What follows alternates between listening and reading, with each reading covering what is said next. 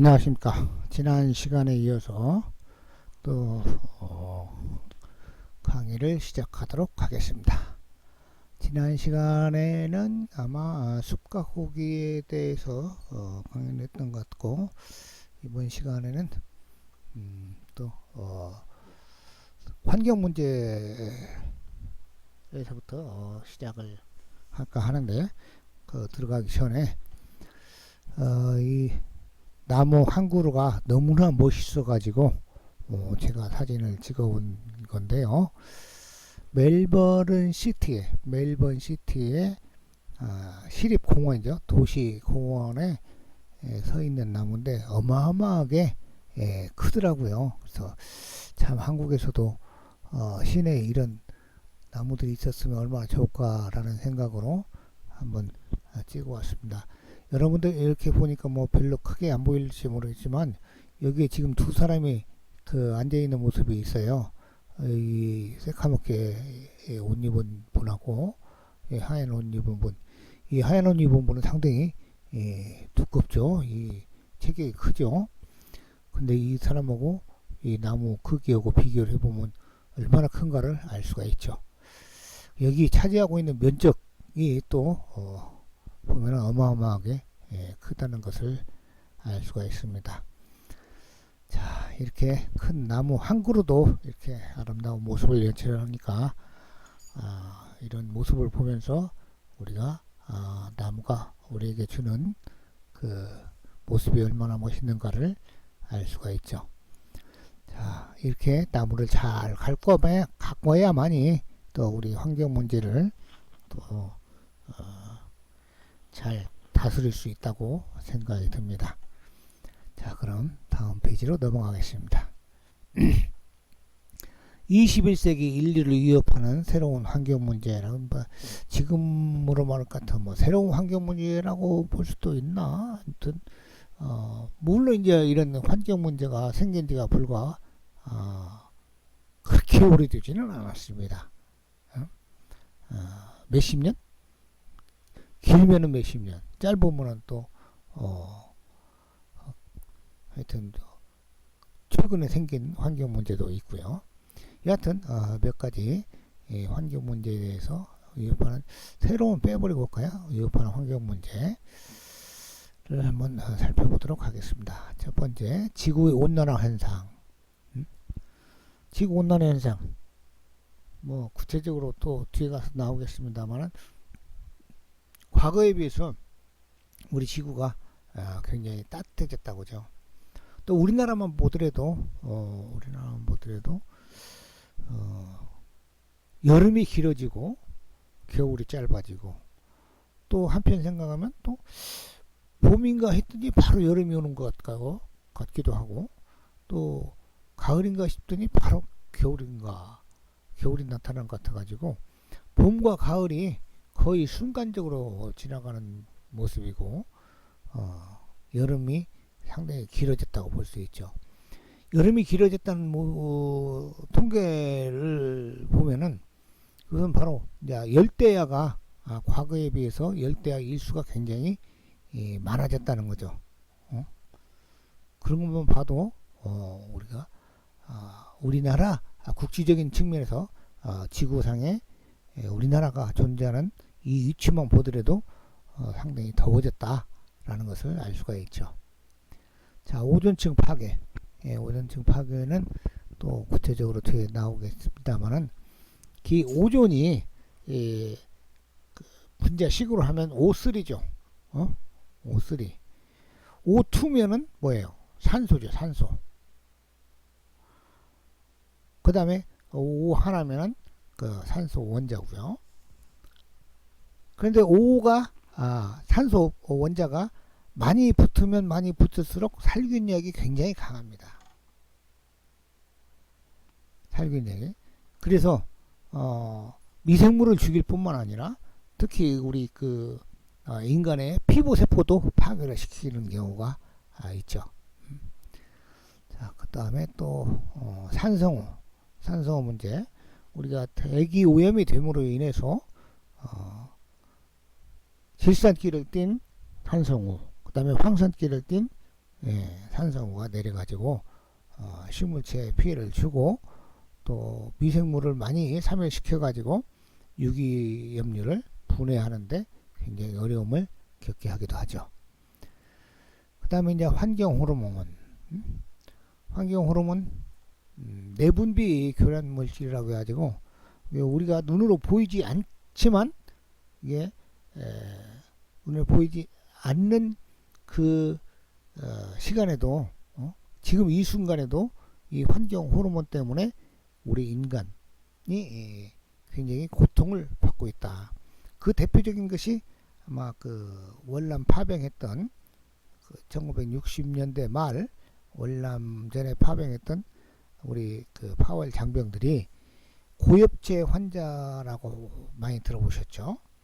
고엽제를 많이 받아가지고 맞아가지고 이 체내에 흡수돼가지고 지금 그 고통을 받고 있죠. 자, 그 다음에는 사막화. 중국이 사막화가 되고 또 이 사막화된 면적이 사막으로 된 면적이 굉장히 확장되고 있다는 거죠. 뭐 우리나라에서는 뭐 쉽게 볼 수는 없겠습니다만은 그 다음에 황사현상. 이 황사현상은 과거에는 이제 황사현상 통칭해가지고 황사현상 했는데 요 근래 와서는 좀 세분화 시켜가지고 미세먼지, 그 다음에 초미세먼지 이렇게 구분해서 얘기를 하기도 하죠. 그 다음에는 이제 도시의 열섬화. 도시가 열로 된 그 뜨거운 열로 된 섬같이 생겼다고 해가지고 도시의 열섬화라고 얘기를 하죠. 자, 그 다음에 탄소 배출권. 이 탄소 배출권은 환경 문제는 아닙니다. 환경 문제를 해결하기 위해서 탄소 배출권이 지금 그 국제적으로 협약이 돼가지고 이런 제도가 생긴 것이 불과 얼마 되지 않아요. 뭐 글쎄요, 한 10여 년 정도 됐나? 그 정도밖에 안 됩니다. 탄소 배출권이. 자, 그 다음에는 뭐 숲의 공익적 가치. 예? 이 두 가지는 환경 문제는 아니고 환경 문제를 해결하기 위한 것과 그 다음에 숲이 얼마나 환경에 영향을 미치고 또 얼마나 우리 인간에게 공익적으로 기여를 하는가에 대해서 설명을 해 놓은 것입니다. 그럼 하나하나 다시 짚어보도록 하겠습니다. 자, 지구의 온난화 현상, 대기 오염물질, 특히 뭐 이산화탄소라든가 가스라든가 먼지 등이 증가를 해가지고 태양열을 흡수한다 이 말이야. 태양열. 좀 추가해서 읽어볼까요? 자, 여기가 이제 여기까지가 지구고요. 여기 위에 쪽이 이쪽이 이제 그 태양이라고 본다면은 요거 태양에서 광선이 지구로 내리쬐겠죠. 지구로 내리쬐는데 이것이 어떻게 되냐? 밖으로 대기권 밖으로 방출이 돼야 되는데, 예? 방출이 돼야 되는데 이런 대기 오염 물질 때문에 방출이 안 되고 다시 지구로 내려오는 거죠. 그 열이. 그래서 지구가 온난화되고 그래서 온실효과라고 얘기를 하죠. 온실효과. 지구의 온열, 여기 온실효과. 온실같이 생겼다는 거죠. 이렇게 태양 광선이 지구로 내리쬐면은 이 광 에너지가 태양광에서 발산되는 그 에너지는 광 에너지죠. 그런데 이 광 에너지가 어떤 물체에 닿으면은 열 에너지로 전환이 되는 거죠. 열 에너지. 근데 이 열 에너지가 온실 속에 갇혀 있는 것 같이 생겼다 해서 지구의 온실 효과라고 얘기했죠. 여러분들 이제 시골에 그 온실이죠. 온실, 비닐 온실 보면은 광선이 비닐막은 통과를 하죠. 투명 물질은 통과를 합니다. 광은 광 에너지는. 그런데 이 그 이 광에너지가 비닐막을 통과해야 되고 비닐 하우스 안에 어떤 물질에 닿으면 열이 발생을 하죠. 근데 열이 발생하는데 이 열은 이 비닐막을 통과를 하지 못하죠. 그래서 비닐막을 통과를 하지 못하니까 그 비닐 하우스 안에 열이 축적이 돼가지고 온도가 높아지는 거죠. 이게 바로 이제 온실효과인데, 이 그 대기 오염물질이 없다면은 이 온실효과 같은 것이 없을 텐데, 이 대기 오염물질이 이렇게 쭉 하니 쌓고 있다는 거죠. 이 대기 오염물질이 쭉 하니 쌓고 있으니까 어떻게 되냐? 이 열 에너지가 복사열이 대기권 밖으로 배출이 많이 안 된다는 거죠. 옛날에 비해서. 그래서 이게 온실같이 지구가 따뜻해진다 이 말이죠. 그래서 세기 오염물질이 증가를 하면 태양열을 흡수해 가지고 지구의 온실 효과를 나타내고 있다는 거죠. 그런데 이제 지구의 온난화가 되면은 뭔 문제가 되냐? 이상 기후 현상이 나타난다는 거예요. 엘니뇨나 라니냐나. 이것은 엘니뇨는 이상 고온 현상을 엘니뇨라고 하고, 라니냐는 이상 저온 현상을 라니냐라고 하죠. 그런데 이상 고온 현상은 이해가 가는데, 온난화가 되니까 이해가 가는데, 이상 저온 현상은 왜 생기냐? 이것은 해류 때문에 생긴다고 그래요. 해류 때문에 온도가 올라가고 내려가고 기온의 변화가 생기고 많이 그렇죠. 그런데 온난화가 되니까 저기 극지방에 있는 빙산이 녹는다 이 말이죠. 빙산이 녹아갖고 바닷물로 떨어지니까 이 얼음이 녹으니까 바닷물이 어떻게 돼요? 온도가 떨어지겠죠. 그 온도가 떨어진 바닷물이 해류를 통해서 여기저기 돌아다닌다 이 말이죠. 그러면은 그 해류가 온도가 떨어지니까 저온 현상이 나타난다는 거죠. 그래서 이상 고온 현상이나 마찬가지로 이상 저온 현상도 지구의 온난화에 문제가 생기는 것이다. 온난화로 인해서 생기는 문제이다. 이와 같이 이상 기후 현상이 생기면은 무슨 문제가 있냐? 생명체들의 순환이다. 생명체들이 순환을 겪는다 이 말이죠. 자, 우리 인간같이 이 고등 동물인데도 불구하고 갑자기 추워지거나 또 갑자기 더워지면은 굉장히 불편하죠. 불편하죠. 이런 순환을 미생물들은 죽고 사는 데까지도 관련이 있을 수도 있다 이 말이죠. 예를 들면 겨울철에 동면을 하는 동물 같은 경우도 동면하기 위해서 땅속으로 들어가야 되는데, 땅속으로 또는 굴속으로 들어가야 하는데, 동면하기 동물하기 위해서 땅속으로 들어가기 전에 갑자기 추워져 버리면 이거 죽을 수도 있다 이 말이죠. 그래서 생명체들의 순환이 되고, 또한 지구의 온난화가 되면 극지방이 해빙, 아까 얘기했죠. 극지방이 얼음이 녹는다 이 말이죠. 그 다음에 해수면이 상승한다. 자, 해수면이 상승하는 해수가, 물의 온도가 지금 일반적으로 4도씨의 물의 온도를 생각을 하면 되는데, 4도씨보다 낮으면은 그 부피가 적어지고 온도가 높아지면 부피가 커집니다. 그러면 온난화가 돼가지고 해수가 바닷물이 온도가 높아져. 그럼 당연히 상승을 하죠. 부피가 커지니까. 자, 부피가 커지면 해수면이 상승을 하면은 저지대가 침수가 된다. 그래서 바닷가 저지에 대해서는 뭐 경과는 좋을지 몰라도 언젠가 닥쳐올 그런 큰 피해가 올 수도 있단 말이에요. 일본에서 옛날에 그 쓰나미가 올려와가지고 막 원자력 발전소가 파괴되고 그랬잖아요. 그래가지고 방사성 물질이 막 바다로 흘러나가고 국제적으로도 문제가 되죠. 일본뿐만 아니라. 그 다음에 또 지구의 온난화가 되면은 식물상이 변화가 된다. 식물상. 어떻게 변화가 되냐? 추운 지역에 잘 사는 식물체는 온난화되면 죽어집니다. 없어져요.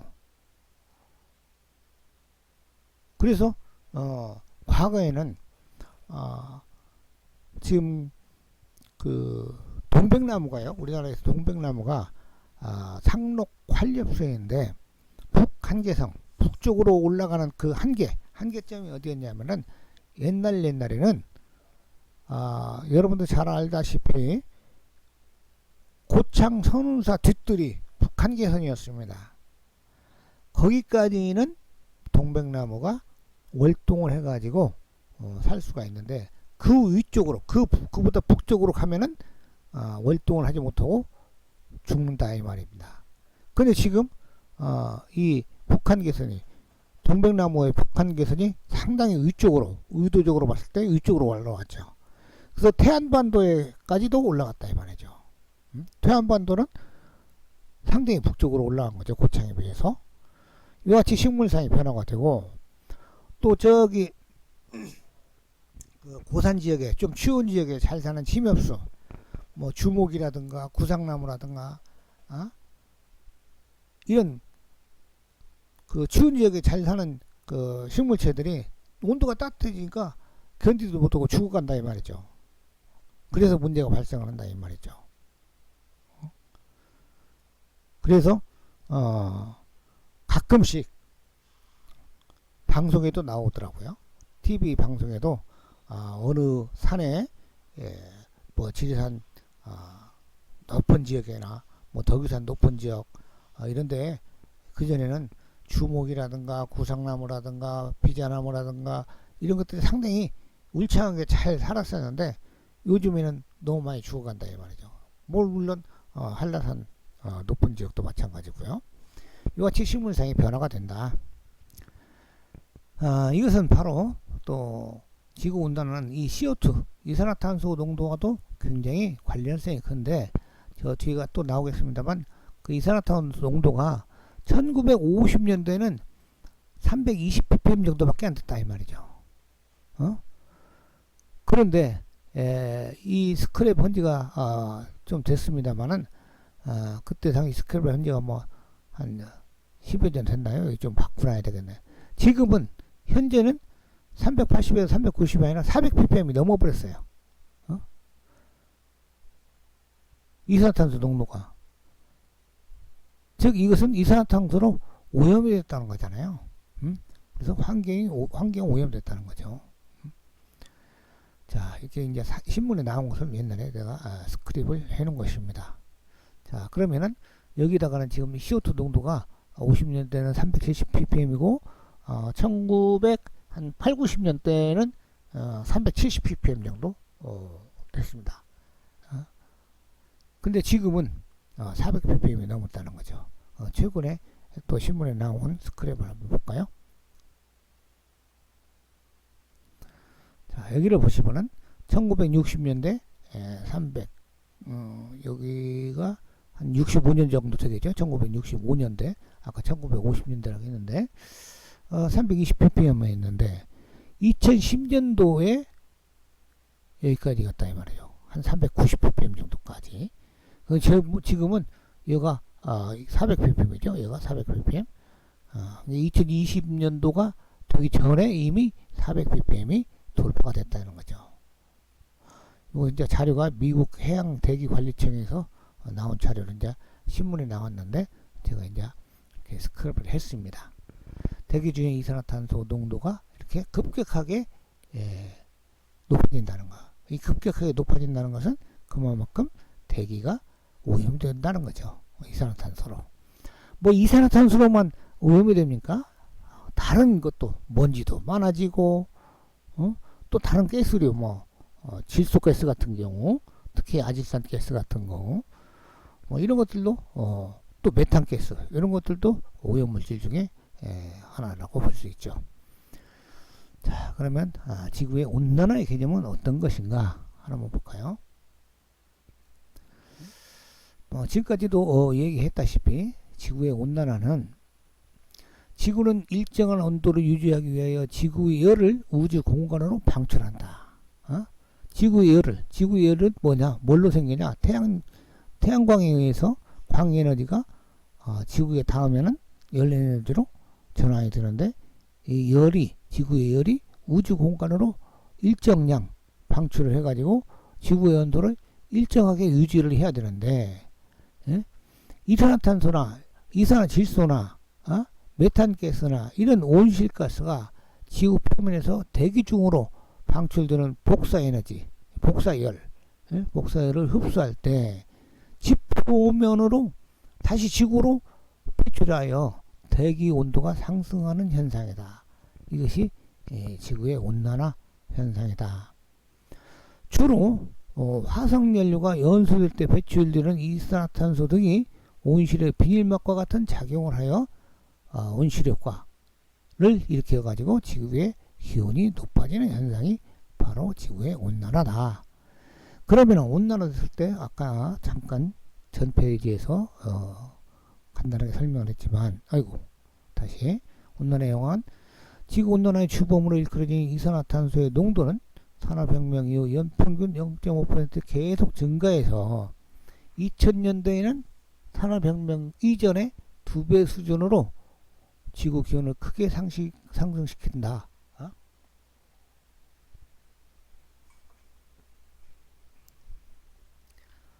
제가 잠깐 멈추는 것은 물을 한 모금씩 하기 위해서 멈추는 것입니다.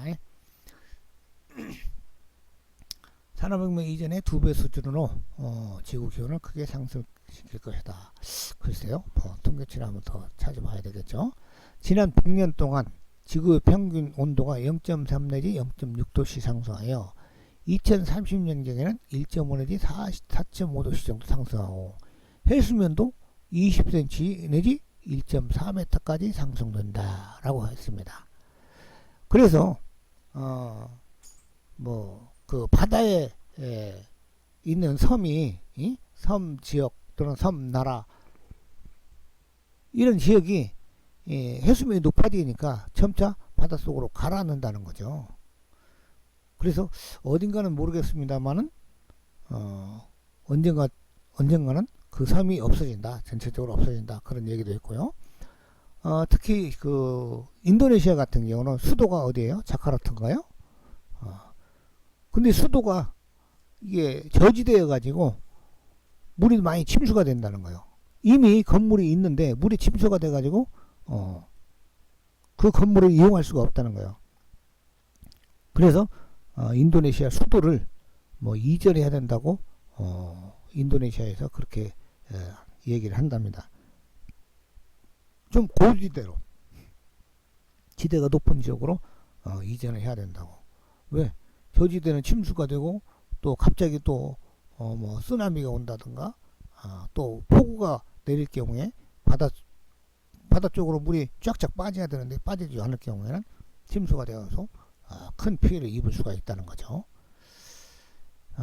그래서 저지대에서는 앞으로 온난화가 돼가지고 해수면 상승한다든가, 해수면 상승하면 일반 강물도 상승한다는 거죠. 강물이 바다로 쫙쫙 빠져야 되는데 해수면이 상승이 되면은, 안 빠지면은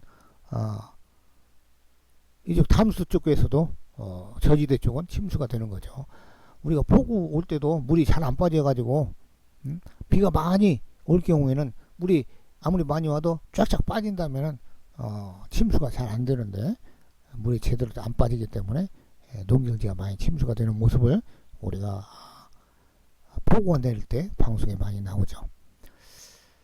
자, 해수면 상승으로 인한 해변의 침식, 홍수 피해, 이상 기후, 사막화, 생태계의 파괴, 생물종의 변화, 수자원의 변화로 인한 농업 관계 및 관계입니다. 농업 관계. 관계는 물을 넣고 빼고 필요할 때 넣고 필요 없을 때 버리고 해야 되는데, 침수가 돼버리면 뺄 수가 없잖아요. 농업 관계 및 생활용수에 악영향을 초래한다. 악영향.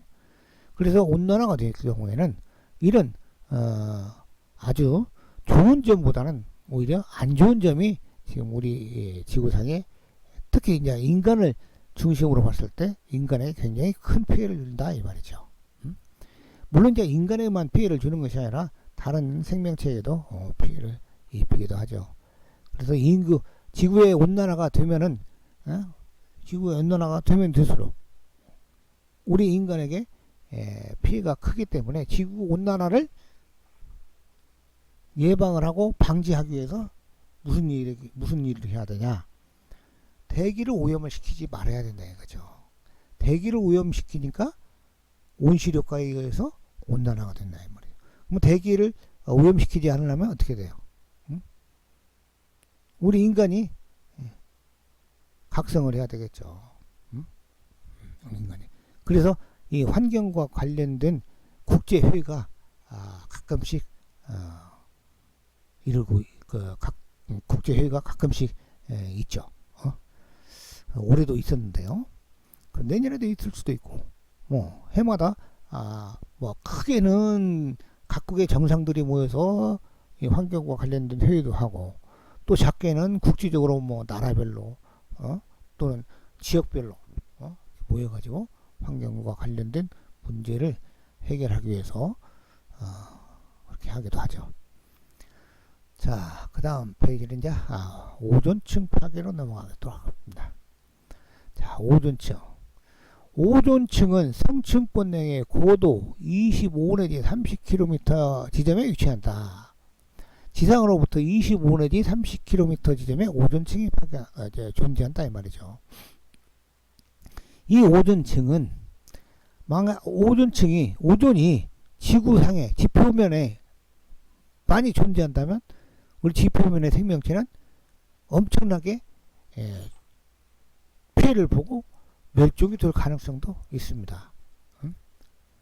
그런데 다행히도 지구상으로부터 25 내지 30km 지점에 위치하기 때문에 우리가 그 영향은 안 받는 거죠.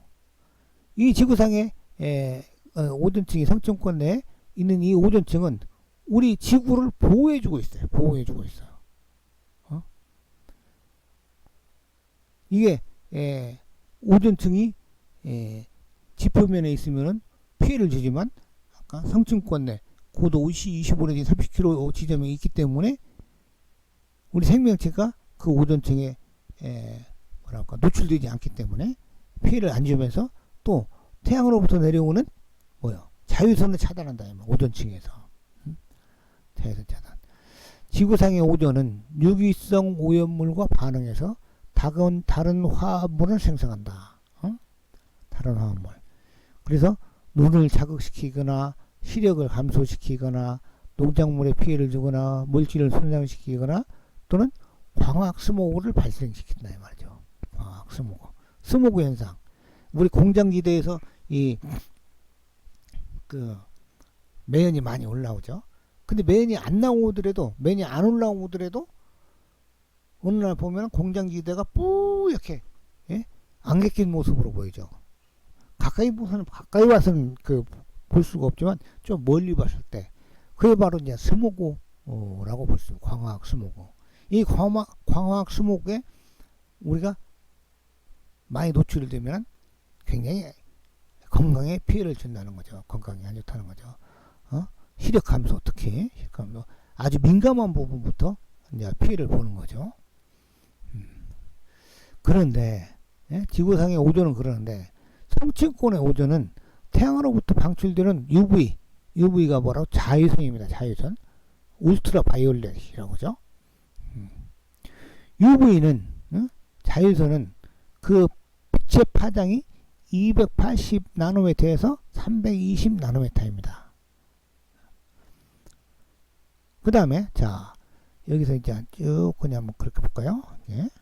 그러면 여기가 빛의 파장이죠. 빛의 파장이 여기가 280이라고 합시다요. 잘 안 써지는데. 그 다음에 여기가 390에서 760 나노미터 정도. 뭐 200, 보통 이제 여기쯤은 320 나노미터에서 280 나노미터, 320 나노미터까지 UV라고 했는데, 이 정도 되면은 한 300, 80 정도, 80 정도 되면은 여기에서 여기까지의 빛의 파장을 우리가 가시광선이라고 하죠. 가시광선. 요보다 빛의 파장이 짧으면 자외선이라고 하고, 요보다 빛의 파장이 길면은 적외선이라고 하죠. 그래서 빛의 파장이 760 나노미터 이 부분이 적색을 띱니다. 빨간색을 띠고 380m, 890 나노미터 이 부분이 자색을 띱니다. 자색. 그래서 이 빛의 파장이 짧으면 짧을수록 투과력이 강하고 길면 길수록 투과력이 줄어들죠. 그래서 자외선은 빛의 파장이 짧아가지고 투과력이 강하기 때문에 이것은 우리 그 피부가 노출되면은 피부 세포를 파괴를 시킨다 이 말이죠. 그 자외선에 많이 노출되면 이 얼굴도 껍질이 벗겨지고 피부가 손상이 돼가지고 피부 세포가 파괴돼가지고 그 다음에 민감한 부분 이 눈의 각막이 자외선에 노출되면 눈의 각막 세포가 파괴돼가지고 아까 뭐랄까 그 백내장이 발생이 되죠.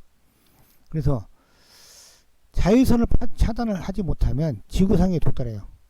자외선을 어디서 차단을 못하면 오존층에서 차단을 못하면 지구에 도달해서 세포를 교사시키고 생명체에 자극을 주고 궁극적으로는 결국에는 우리 인간으로 봤을 때는 피부암을 발생을 시키고 백내장을 발생시킨다 이 말이죠. 그래서 자외선을 지구상에서도 자외선이 없냐? 자외선이 많이 있죠. 이 자외선을 가지고 뭘 또 이루어요? 이 세포 교사 생명체를 자극해갖고 죽이기도 하고. 그래서 미생물들은 자외선에 노출되면 금방 죽습니다. 금방 죽어버려. 그렇기 때문에 우리 소독할 때 특히 자외선을 많이 이용을 하죠. 여러분들 미용실이나 이발소 가면은 그 자외선 함이 있습니다. 함. 그 함에다가 미용기구라든가 그 이발기구를 집어넣죠. 그러면 자외선이 파랗게 보이죠. 파랗게. 그러면 이제 그 기구에 붙어있는 미생물들이 죽는 거죠. 그게 바로 이제 그 멸균 효과가 있다는 거죠. 자, 오존층은 그렇다는 것이고, 그 개념을 한번 또 보시면은 지구 주위를 둘러싼 각종 기체들이 차지한 공간, 대기권은 질소와 산소가 약 99%더 돼요. 99%가 더 되고, 약 99.9%, 99.9%도 더 돼요. 나머지 1%도 채 안 되는데, 1% 중에 약 0.4% 이상이 이산화탄소. 그 다음에 나머지 가스는 막, 100ppm도 채 안 되죠. 100ppm도 안 되죠. 그게 99.95% 이상이 질소와 산소로 이루어졌습니다. 99.95% 이상이. 그런데, 그 중에서도 이제 질소가 약 80% 차지하고 산소가 한 약 20% 차지한다고 하죠. 자, 이 대기권은 지표로부터 약 600 내지 1000km에 걸쳐서 분포한다라고 합니다. 대기권은 대륙권, 성층권, 중간권 10권으로 나뉜다. 대기권은. 그래서 성층권, 중간권 10권까지는 대기가 존재한다는 거죠. 자, 그런데 오존층은 대기 중에 오존 전략을 압축하면 대기 중에 오존의 전량, 오존 전체를 압축하면은 0.3cm, 즉 3mm에 불과한 양이나 성층권의 이 양의 90%가 있으면 그러면 3,927, 2.7mm 이 정도가 있다고 그러죠. 굉장히 얇은 막이죠. 굉장히 얇은 막. 성층권 내에서 25km 부근에 오존이 밀집되어 있는 층이 바로 오존층이다. 오존은 유기성 오염물질과 반응하여 다른 화합물을 만들어 눈을 자극시키고 시력감도 이거 아까 얘기 나온 것이고요. 성층권 오존은 태양으로부터 방출되는 인체에 해로운 UV 자외선을 차단해줘 인체 및 식물들에 대한 보호 역할을 해준다 이 말이에요. 울트라 바이올렛이라고 하면 또 저기서는 울트라 레드라고 하고요. 이와 같이 UV 오존층에서 UV를 차단해서 인간과 식물체들을 보호해준다 이 말이죠. 이것이 바로 오존층이다 이 말이에요. 오존이 이제 우리 대기권에 퍼져 있지만은 그 중에 우리 그 생명체와 접촉하면은 이 생명체에 피해를 주지만 성층권에 있는 오존층은 우리 그 지구를 보호하는 역할을 하고 있죠. 특히 이제 지구의 생명체를 보호하는 역할을 하고 있다고 볼 수가 있겠습니다. 자, 그 다음에는 이제 산성우로 한번 넘어갈까요? 산성우.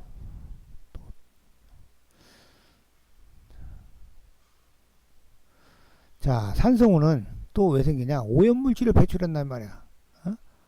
물론 이제 아까도 오염물질 배출하면 이산화탄소라든가 가스류 오염물질도 있지만은 여기서도 마찬가지로 오염물질, 즉 가스류의 오염물질, 아황산 가스라든가 아질산 가스라든가 이런 것들이 대기 중에 배출이 되면은 대기 중에 수분과 작용해서 질산기, NO3죠. 질산기. 그 다음에 황산기, SO4. H2SO4는 황산이고, HNO3는 질산이죠. 그래서, 질산기로 또는 황산기를 띤 산성 그 오염물질이, 가스가 비와 섞여가지고, 비에 흡수가 되면은 이것이 산성을 띤 비로 변화해서 지구상으로 지표면으로 떨어지는 것이 바로 산성우다 이 말이죠. 이 산성우는 미생물을 사멸시킨다는 거예요. 미생물 사멸. 자, 미생물 사멸. 그래서 여러분들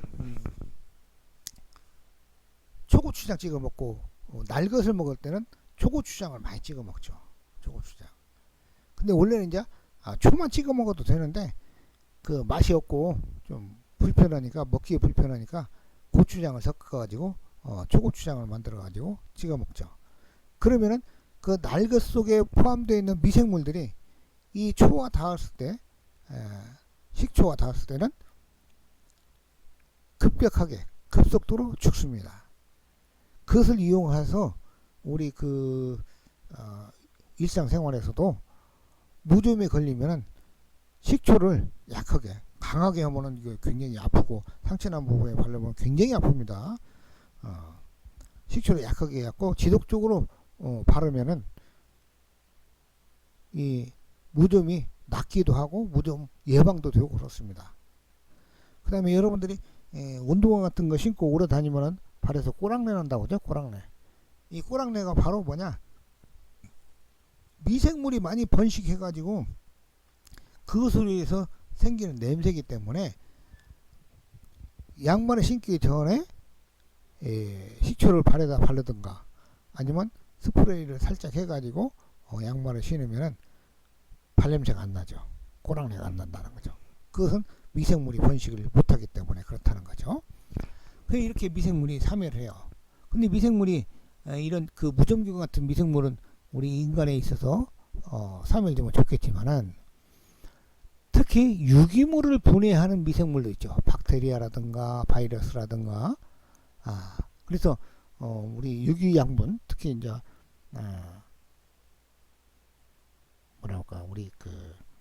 우리 눈에 보이는 어떤 물질들, 식물체들, 또 폐수 같은 축산 폐수라든가 이런 것들도 굉장히 유기양분이 많이 포함되는 거죠. 이 유기양분들이 예를 들자면 퇴비를 말할 것 같으면은 퇴비가 유기양분입니다. 유기양분인데 이 퇴비가 식물체에 뿌려주면 식물체가 잘 자라죠. 근데 식물체가 잘 자라는 이유는 미생물에 의해서 이 퇴비가 분해됐기 때문에 이 분해된 무기양분을 식물체가 흡수해갖고 식물체가 생장이 잘 되는 거죠. 만약에 미생물이 없을 때는 미생물이 이 없어가지고 유기양분을 분해하지 못할 경우에는 아무런 쓸모가 없습니다. 퇴비가. 식물체가 흡수할 수가 없습니다. 그래서 퇴비가 뭐 그냥 식물체 뿌리에서 빨아먹어요, 퇴비를? 그렇지 않고 퇴비가 분해가 돼야 빨아먹는다 이 말이죠. 유기물을 갖다가 분해시켜가지고 무기물을 만들어야만 식물체가 필요로 흡수해가지고 생장을 하는데요. 유기물이 분해가 안 된다 이 말이죠. 미생물이 없으면은. 그러면은 무기양분이 공급이 안 돼요. 무기양분이 공급이 안 되면은 식물체가 빨아먹을 것이 없어. 양분이 없어. 그래서 식물체가 생장을 제대로 하지 못한다 이 말이죠.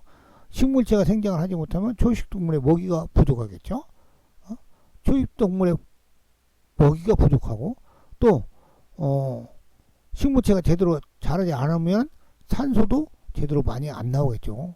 식물체가 산소를 생산하는데요. 광합성 작용에 의해서. 그렇게 되면은 생태계가 파괴가 된다는 거죠. 생태계가 원활하게 유지가 되려면 크게 세 가지가 필요로 합니다. 세 가지를. 세 가지가 뭐냐? 생산자, 소비자, 분해자. 이 세 가지가 필요한데 이 분해자가 없어도 생태계는 완전 파괴됩니다. 이 셋 중에 하나만이라도 없으면 이 생태계는 마비가 된다는 거죠. 파괴가 돼가지고요. 이와 같이 이 산성우가 우리가 뭐 그냥 피에 뭐 산성이 좀 묻었으면 어쩌 이렇게 간단하게 생각할지 몰라도 미생물한테는 아주 그 사활을 거는 물질이기 때문에 미생물에게는 아주 치명적이라고 볼 수 있죠. 산성비가. 그런데 여기 이제 스크린을 보면 대기오염으로 산림 피해가 심각하다라고 했죠. 왜? 예? 환경 정화왕 산림까지 위협한다. 산성비가 주범이다. 산성비가 미생물을 사멸시키기 때문에 미생물의 사멸되어 유기물이 분해가 안 되기 때문에 식물체가 자랄 수가 없어. 산림에 나무가 자랄 수가 없어. 그 다음에 또 직접적으로 피해를 주기도 하고요. 그래서 산림이 파괴돼 가지고 대기오염의 산림 피해가 심각하다 이렇게 나오는 겁니다. 자, 그러면 산성우의 생성은 뭐 아까 잠깐 얘기했습니다만 어떻게 생기냐? 석탄이라든가 석유 등의 화석연료를 댐으로써 생성된 SO2 이산화황이라든가 황산가스라고도 하죠. 질소산화물, 아질산가스 또는 이산화질소라고 하고 이것이 대기 중으로 방출이 되면 화학 반응으로 인해서 아까 빗물에 흡수가 된다든가 해서 황산이나 질산으로 변화되어 내리는 비가 바로 산성우다. 대기 중에서 생성된 물방울의 수소이온 농도는 pH가 7.0인데 pH가 14까지 있죠. 이게 완전 중성이 7.0입니다. 농도는 중성이 7.0인데 이것에 CO2가 물방울에 용해되어 탄산이 형성되므로 pH는 낮아진다. 이 산은 대단히 약산이고 CO2와 평형을 이루므로 빗물의 pH는 보통 5.65의 값이 된다. 이것은 이제 산성우가 아니에요. pH 값이 5.65가 정도 되면은 산성기는 뛰기는 뛰지만은 자연 상태의 강우가 pH 5.6이기 때문에 뭐 미생물에게 크게 피해를 주거나 사멸을 시키거나 그럴 정도는 아니다 이 말이죠. 그래서 pH 5.6 정도가 되면은 자연 상태의 강우 pH라고 하며 강우 산성 여부를 판단하는 기준이 된다. 이게 pH가 5.6 미만, 뭐 pH 4, 3, 2, 1 이렇게 되면 산도가 높아진다는 거죠. pH 값이 낮아지면 숫자가 적어지면 산성도는 높아지고 반대로 pH 수치가 높아지면 알칼리 쪽으로 가는 거죠. 알칼리성.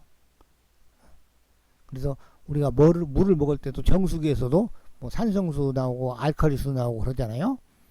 그런데 보통 우리가 산성수를 먹는 것이 아니라 알칼리수를 먹죠. 알칼리수를.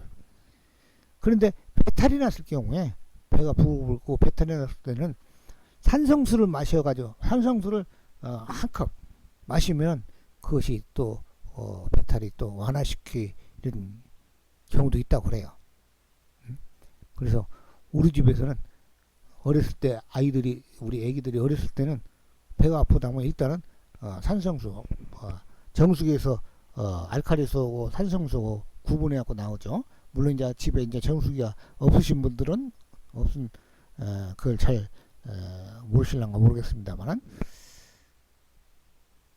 그래서 산성수가 어떤 때는 필요할 때도 있긴 있다. 또 어떤 경우는 이렇다고 해요. 그 작물을 재배할 때 그 정수기 판매하는 업자가 그런 얘기를 하더라고요.